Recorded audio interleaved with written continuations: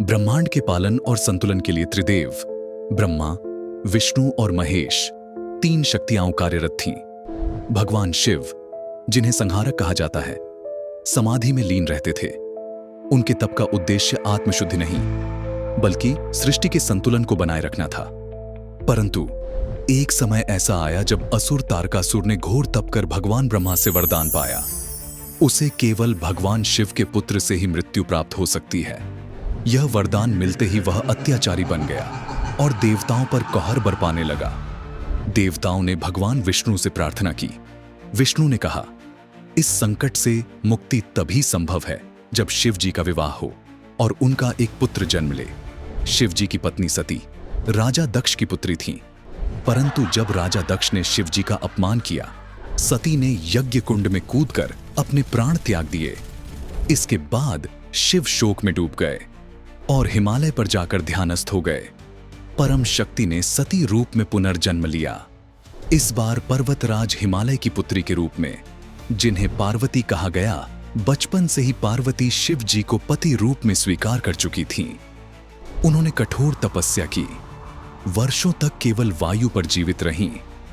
यह देखकर देवताओं को आशा जगी कि अब शिव जी विवाह के लिए तैयार हो सकते हैं। जब देवताओं ने देखा कि पार्वती जी की तपस्या पर्याप्त हो गई है, उन्होंने कामदेव को शिव जी की समाधि भंग करने के लिए भेजा। कामदेव ने वसंत ऋतु की मदमस्त बयार चलाई, पुष्प बाण छोड़े और वातावरण को मोहक बना दिया। जैसे ही कामदेव ने बाण चलाया, शिव जी की आंखें खुल गईं। वे अत्यंत क्रोधित हुए और तीसरी आंख से एक ज्वाला निकली, जिससे कामदेव वहीं भस्म हो गए। लेकिन यह दंड प्रेम के लिए नहीं था, यह दंड था अनुचित समय पर तप को भंग करने का।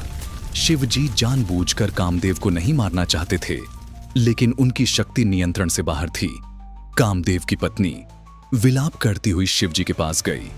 शिव जी ने कहा, कामदेव शरीर रहित होकर भी प्रेम का प्रसार करेगा, वह अनंग कहलाएंगे।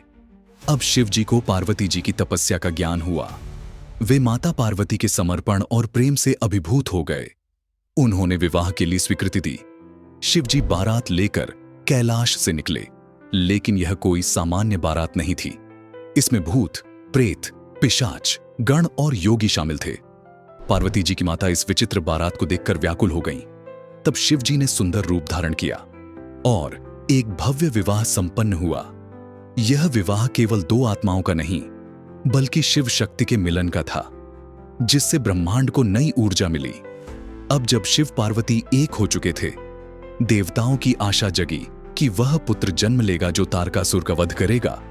कुछ समय बाद माता पार्वती के तप से भगवान कार्तिकेय का जन्म हुआ। वे 6 मुखों वाले, अत्यंत तेजस्वी और योद्धा रूप में प्रकट हुए। उनका जन्म दिव्यता और उद्देश्य से पूर्ण था। कार्तिकेय को युद्ध की शिक्षा ब्रह्मा, विष्णु, इंद्र से भी श्रेष्ठ मिली। उन्होंने तारकासुर से युद्ध किया और अंत उसका वध कर दिया। इससे देवताओं ने राहत की सांस ली और ब्रह्मांड में फिर से संतुलन स्थापित हुआ।